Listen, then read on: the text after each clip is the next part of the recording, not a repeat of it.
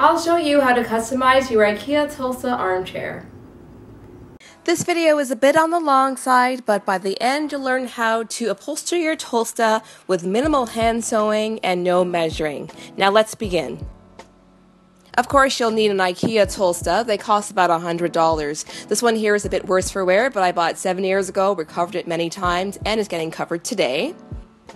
Upholstery fabric. Here I have 5.5 meters, 6 yards of wide upholstery fabric. I recommend using a solid color or an irregular patterned fabric.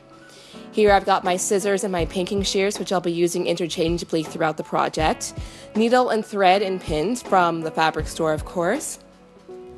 Heat and Bond heat activated adhesive tape.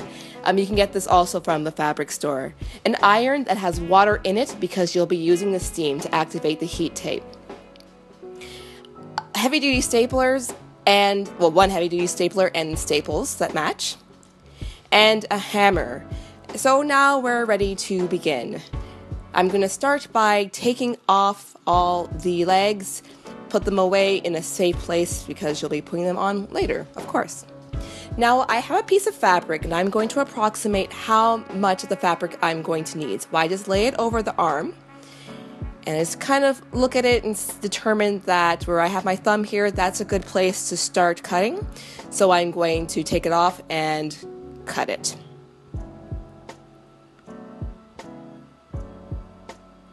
So I've cut it and now I'm going to place it back over the arm. The fabric looks good. Of course, there's some excess there at the top, so I'm going to cut that off.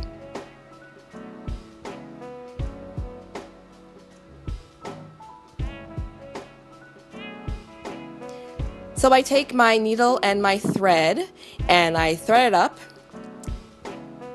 I'm watching TV, by the way. You might want to get some movies ready. Anyway, here is where I'm going to anchor the fabric onto the side of the chair, or the arm of the chair to start. And I'm going to take a piece of the Heat and Bond tape. This tape is about 1.5 inches to 2 inches. And I'm going to put it under the fabric, and I'm going to take my iron and iron over it using the steam.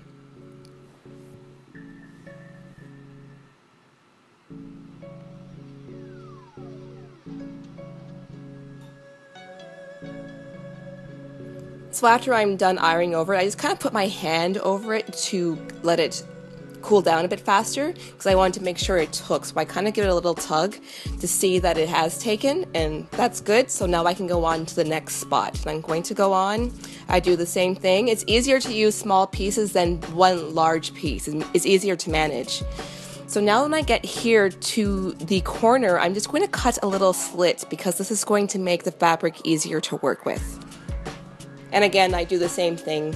Get a new piece of tape, iron it on, and you'll see I continue with this on the other side.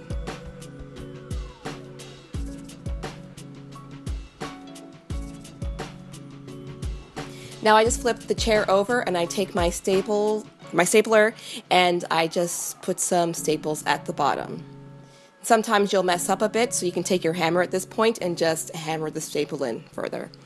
And I just fold the corner in a nice diagonal, neat manner, and I staple the other side of the fabric there. And I'm going to cut off the excess because I want to make sure that the hole where the legs go back in, I want to make sure that's exposed. So I've done the same thing for the bottom part of the chair. I've already approximated how much fabric I'm going to need. I already cut it. And I'm just going to place it over the part that we're going to be covering now. And because this is a wide fabric, I need to cut it down because it's longer than I need. So I'm just going to quickly cut it.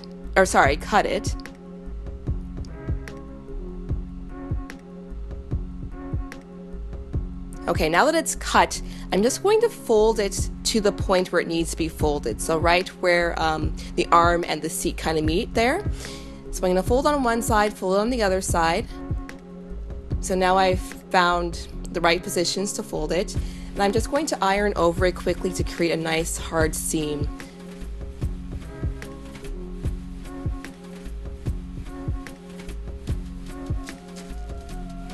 I'm just going to take a pin on each side to kind of anchor it down a bit, because now I'm going to flip it over and I'm going to staple it to the bottom.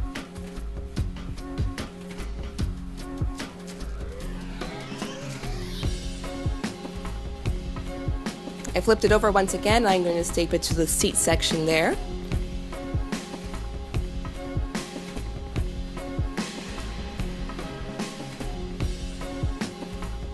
And you'll see it's not perfectly straight. That's okay because the cushion is going to cover that eventually. And so now I'm good to take out the pins I use to anchor it. And make sure you don't step on any of the pins. Put them back in the tomato if you've got one. Okay, now this part's a bit more difficult. So I'm draping the fabric over the arms because I'll be working on the arms and then one separate piece at the back, which you'll see later. And this is a bit cumbersome, but here I go. I draped it over. I determined that this is a good length for me to cut off. And so I take the scissors and I cut it off.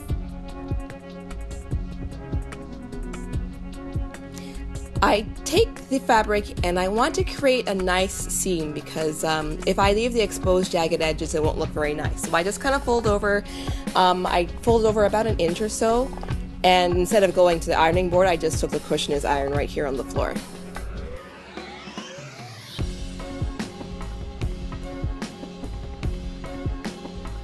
And so you'll see that the part that I just ironed, I'm going to place that towards the front of the chair. So you see it kind of gives it a nice, neater appearance. And this takes a lot of cajoling. It's just really a matter of tugging it back and forth to find out what position works best so you have a nice clean seam looking towards the front of the arm.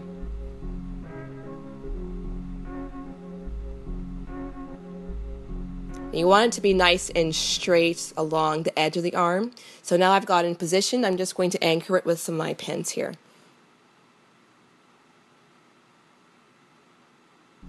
On both sides of the arm. And so at this point, I'm good to staple the inside of the chair. And of course, because this is a wide fabric, there is some excess there, so I'm just cutting it off. And I will repeat the same process on the other arm of the chair.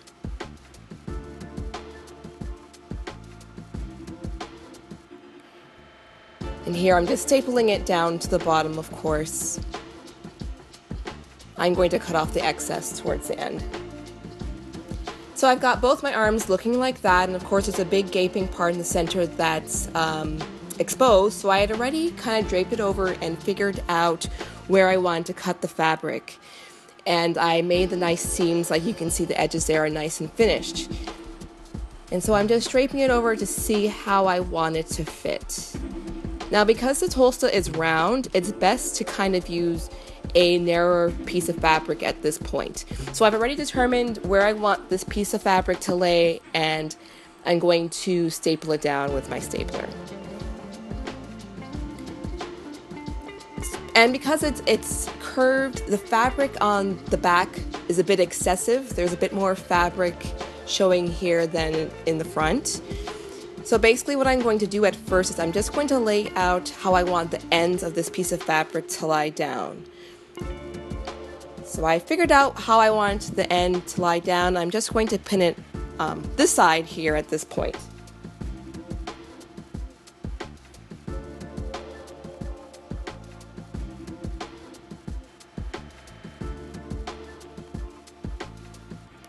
And I did the same for the other side. And now there's a bit of an excess in the center. So I just kind of create a nice little seam here in the center. So it's a lot of kind of figuring out. You can do this however you want. This is how I decided to do it. So I folded it down here. I think this looks good enough. I'm just going to make the seam a bit nicer by ironing it over.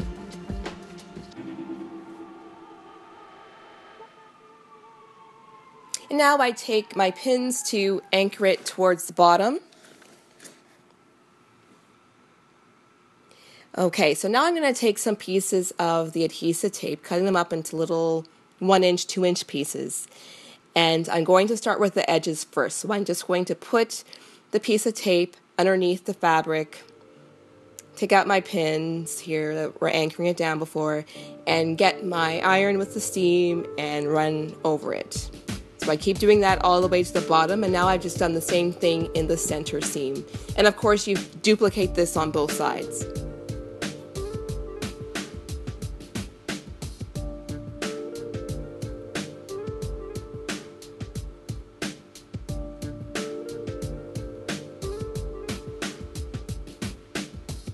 Now I'm just finishing up this other side here.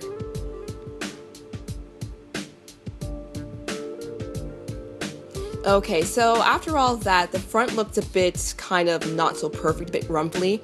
So I just took out some of the staples I put in originally, give it a little tug to make it look a bit less crinkly.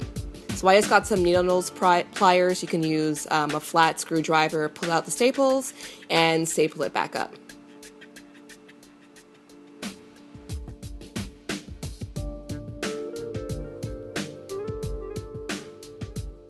Now I just put some of the pieces of the heat activated tape in between the fabric there, and I got my iron with the steam and I ironed over it, just working all around the arm. And again, with steam rises, steam is hot, steam will hurt you, so be careful where you put your hands because you don't want to get a steam burn. So I had to make sure I put my hand over on that side. It was kind of awkward, but my fingers were intact. So now it was time to get the cushion wrapped up. So I just put the cushion on the fabric and I cut the appropriate amount of fabric that I needed for the cushion. Basically, you can adhere the fabric to the cushion by either hand sewing, or you could use the heat activated tape there. Just make sure that the front of the cushion is nice and flat, the fabric is nice and flat, because that will be exposed and people will see that. So you want that to look nice. And now here basically I'm just cutting off the excess of the fabric at the bottom. And this basically ends the project. Oh yeah, no, but first we have to put the legs back on, of course, because otherwise your chair will be short.